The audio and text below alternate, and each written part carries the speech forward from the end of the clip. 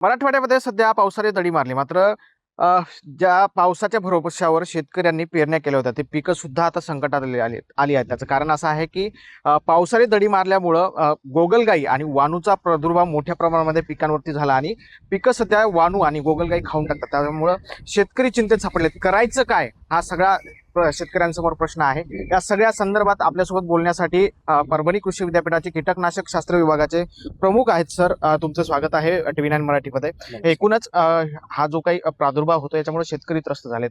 काय कशा पद्धतीने याचा प्रादुर्भाव होतो आणि कशामुळे हे आताच बाहेर आलेत सगळे? सध्या वातावरणातले जे बदल होतात या बदलांना अ, या बदलांमुळे तापमानातले जे फ्लक्च्युएशन्स आहेत कमी जास्त होतात आणि पावसाचा खंड यामुळं यांना हे पोषक वातावरण मिळालेलं आहे.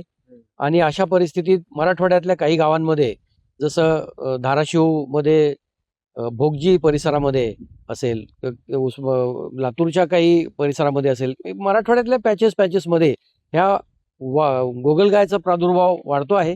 गेल्या 2-3 वर्षापासून आपण हे पाहतो आहोत की पोषक वातावरण निर्माण झालं की गोगलगाय चा उद्रेक होऊन राहिलेला आहे. आपण पाहतो की बांध मोठे होते, हे बांध कमी झाल्यामुळं गोगलगायला लपायला जागा राहिली नाही आणि त्यांनी डायरेक्ट शेतात प्रवेश केला.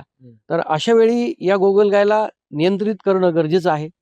गोगलगायला साधारण 20 ते 32 डिग्री तापमान हे पोषक आहे आणि मध्ये-मध्ये रिमझिम पडणारा पावसाचा खंड. तर अशा स्थितीमध्ये जी काही रोपं छोटी-छोटी उगवत आहेत, उगवण होणाऱ्या रोपांवर, छोट्या-छोट्या कवळ्या रोपांवर वेगवेगळ्या पिकांमध्ये जसं सोयाबीन, अ, मका, कापूस आणि सर्वच पिकांमध्ये ही बहुपिक भक्षक अशा प्रकारची कीड आहे. तर या किडीला नियंत्रित करण्यासाठी वसंतराव नाईक मराठवाडा कृषी विद्यापीठ परभणी या अंतर्गत विविध प्रकारचे प्रयोग चालू आहेत. आमचे आदरणीय कुलगुरू डॉक्टर इंद्रमणी सरांच्या मदतीनं यावर DST department of science and technology मार्फत एक प्रकल्प आम्हाला मिळालेला आहे आणि त्याच्यामध्ये इको फ्रेंडली स्नेल मॅनेजमेंट यावर देखील काम सुरू आहे. PGचे विद्यार्थी, PhDचे विद्यार्थी आणि आम्ही स्वतः सर्व टीम यामध्ये काम करत आहोत.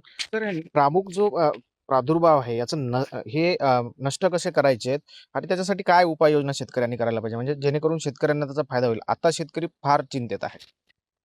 गोगलगायला आपल्याला सर्वेक्षण करावं लागेल सकाळच्या वेळी आणि विशेष करून त्या निशाचर असल्यामुळं रात्रीच्या वेळी, संध्याकाळी ह्या गोगलगायला आपल्याला हातमोजे हाताला घालून, तोंडाला मास्क लावून गोगलगाय पकडणे, पोत्यामध्ये, प्लास्टिकच्या पोत्यांमध्ये किंवा बकेटमध्ये, डब्यांमध्ये भरून त्यांना दुसऱ्या ठिकाणी नेऊन चुना किंवा मिठाचं द्रावण अशा प्रकारे त्या पोत्यात टाकून पोतं बंद करून ठेवणे, हा चांगला उपाय आहे.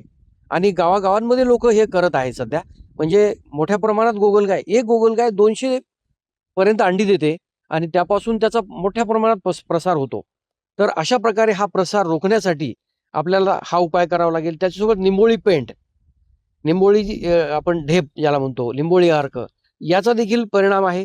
त्यासोबत चुना आणि बोर्डो पेस्टनी आपण चुना, मोरचूत, 1 किलो चुना, 1 किलो मोरचूत याचं असं द्रावण तयार करून हे झाडाला सुद्धा आपण बोर्डो पेस्ट लावू शकतो.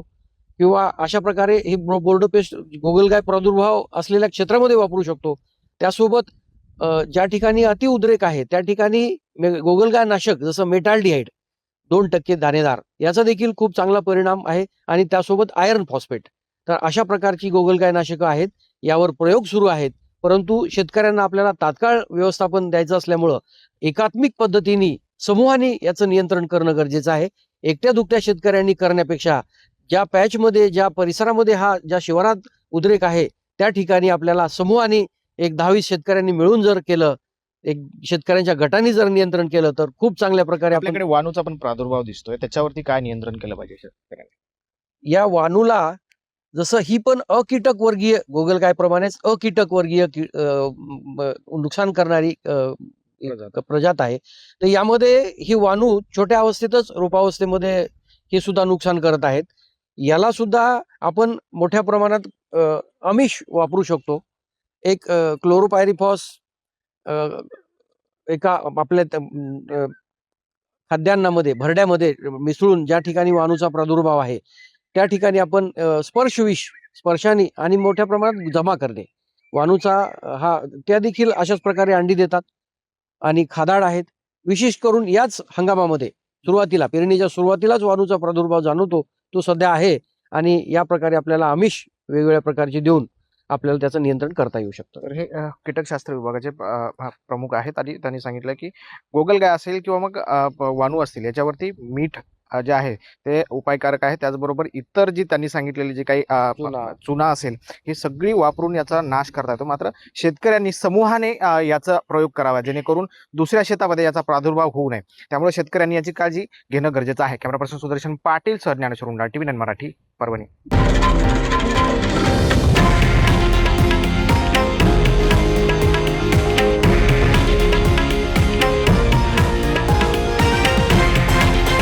हे आहे देशातील नंबर 1 न्यूज नेटवर्क आणि आपण पाहत आहात TV9 मराठी, एकमेव.